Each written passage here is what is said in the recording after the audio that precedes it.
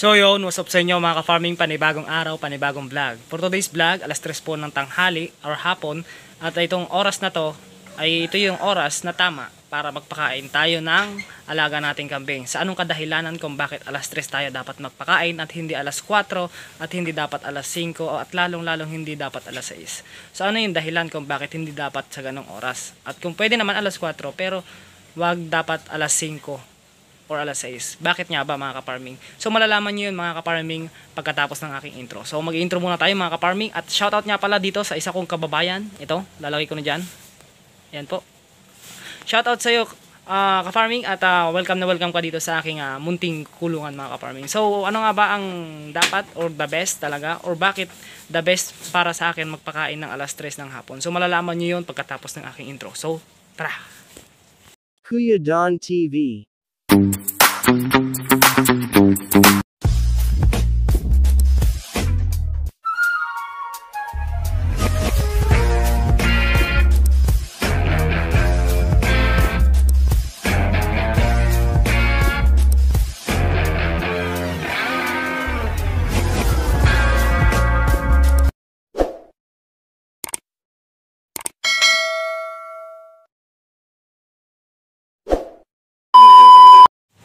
So yun guys, ang oras po natin ay alas 3 po ng hapon. So para sa akin ito po yung tamang oras na magpapakain tayo ng kambing natin sa hapon.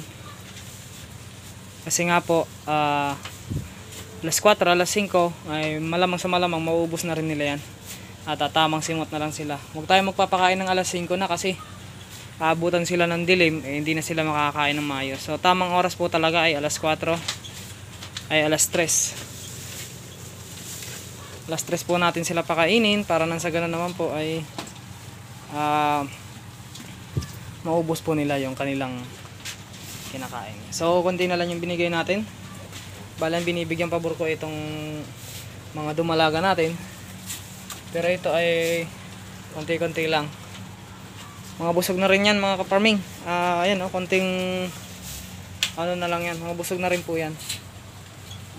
Ito ay hindi ko masyado binubusog kasi mahirapan siya pag manganak. At saka siya yung sumisimot ng mga kalat-kalat kaya hindi ko siya binubusog ng gusto. Pero ito,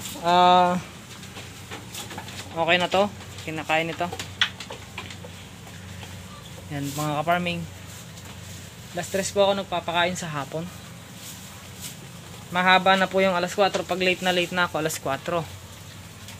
Pero pagka alas 3 talaga. Minsan pa nga 2:30, ganun. Para maubos po nila. At kung sakaling nabitin sila, ay magdadagdag na lang ako ng 4 na dahon ng saging, ganun, sa hapon. Pagka talagang walang-wala na silang nakain, yan. Ang importante kasi is maubos nila yung nandoon sa lapag. Ayan yung mga nahuhulog na yan. Ubusin pa nila yan at iakyat ko pa yan mamaya, ibabalik ko rin yan. So maganda yung mga sinakati natin. Magsasakati rin kasi ako kaya pinakain ko na at kinailangan ko yung sako. Ito yung sako. Dito lang yung update dito sa kambing natin. Papakain po tayo ng kambing ngayong alas 3. At nasa inyo naman po yun kung gagayahin nyo or hindi. At ganito po linalagay yung asin mga ka-farming. Hindi po yung butas-butas lang, yung ganyan po talaga malaki. Kasi pag nadilaan naman na po yan ng kambing ay hindi na po mahuhulog. Titigas na lang po ang asin. So yan mga ka-farming. Ganito po ako magpakain, ganitong oras, alas 3. At magsasakati tayo dito sa baba, dyan. Kuha tayo ng damo. Nakakainin nila, kaya lang mainit pa. So hintayin muna natin medyo gumanda-gandang panahon, yung medyo makulimlim. So yun po mabilis sa tumaba yung ating kambing pagka talagang sagana sa pagkain at matakaw. Gusto ko pa nga silang bigyan sana ng tiki-tiki, kaya lang wala pa tayong budget. So matapusan bibilan natin sila ng tiki-tiki para every week sila ay binibigyan natin ng vitamins. Yan. Yan lang mga ka-farming, lapit na po yan mga anak. Isa na yan. Yan po. Ganito lang po ang ating mga alaga. Hindi pa natin pinipids yan. Pero sinasanay natin siya sa feeds. Binibigyan natin sila ng feeds. Pero pagka natuto na silang kumain ng feeds, ini-stop ko. Kasi tulad niya ng aking sinabi, magpipids lang ako pag talagang walang-wala na, or maghihiwa lang ako ng dahon ng saging pagka walang-wala na.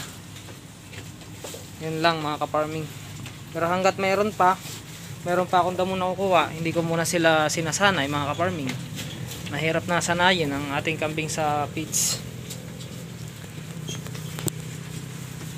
Kailangan ay damo pa rin kasi marami naman damo eh. Pero pagka wala na tayong pagsasakatihan, yon, pwede na tayong kumuha ng feeds. Pwede na tayong maghiwa ng saging. Kaya nga, yung dahon ng saging at saka yung puno ng saging ay nagpapakain ako. Konti-konti lang. Para hindi lang nila makalimutan yung lasa ng saging. Ayan. Ito lang po ang aking mga kambing, mga ka-farming. Back to zero tayo sa pag-aalaga ng kambing kasi inalis natin yung mga native. Pinalitan natin ng upgraded. So mga upgraded na po ito. Halo-halo. Basta upgraded, Boer, Anglo. Yun. Basta hindi tayo magpapapasok dito ng native sa kulungan natin. Para lang sa ganun ay medyo may presyo yung ating kambing mga kapartner. Para hindi nila pwedeng baratin sa tindahan. Hindi nila pwedeng, nadudulas ka pa. Para hindi nila pwedeng baratin. Kasi mga quality ng kambing natin. Upgraded po yan. Ayan. Nasa Boer po ang line yan. Boer line. Yan. Traditional. Kaya ibang iba dito sa katawan na itong buwang na to. Ibang iba ang katawan nito kumpara dito. Mas maganda to. Ito pala ay 5 months pa lang. April, May, June, July, August, September, October. Magsi 6 months pa lang ngayong 16. Magsi 6 months pa lang pala ito. Tsaka ito naman ay 8 months ngayong katapusan. So, malaki ang diferensya. O magandang gawing inahin talaga to. Isa na to. Nasa Boer kasi, Boer line kasi yan eh. Ito naman Anglo. Yan. So yun lang mga ka-farming. Kung gusto nyo magpakain ng alas 3 ay kung gusto nyo gayahin yung aking ginagawa ay wala namang problema. Yan, pakainin tayo ng saging kanina. Merienda nila hanggang kanina alas 12. Pakain tayo. Kunti-kunti lang. Ang importante ay hindi nasasayang ang ating damo. Ang importante hindi nasasayang ang ating pagod. Kahit anong damo naman ay kinakain nila. Itong dalawang magkapatid na to ang binibigyang pabor ko. Maganda na ang katawan ni Pangit.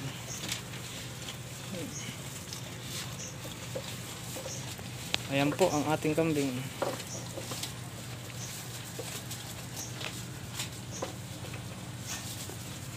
Yan lang mga ka-farming. Hanggang dito na lang mga ka-farming. At sana subaybayan nyo pa rin yung aking mga vlog. Panoorin nyo po yung mga video ko na in-upload. At supportahan nyo po mga ka-farming. At ako'y magpapahinga lang at magsasakatin na rin mga ka-farming. So plano kong bumili ng back.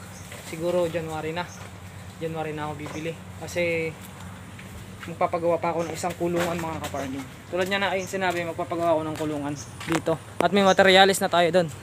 Nakabili na tayo ng materialis. Kaya unti-unti lang, step by step lang tayo mga ka-farming. Ganun lang mga ka-farming. At hintayin ko lang na medyo gumanda ang panahon at tayo magsasakati ng mga ka-farming. So supportahan nyo tong video ko na to at panoorin nyo. So yun nga pala, tulad ng ayun sinabi, nagpapakain po ako ng alas 3 ng hapon para nang sa ganun pagpatak ng gabi ay mauubos na rin mga ka-farming. So huwag kayo magpapakain ng alas 5. Dapat alas 3. Yun lang mga ka-farming at peace out sa ating lahat.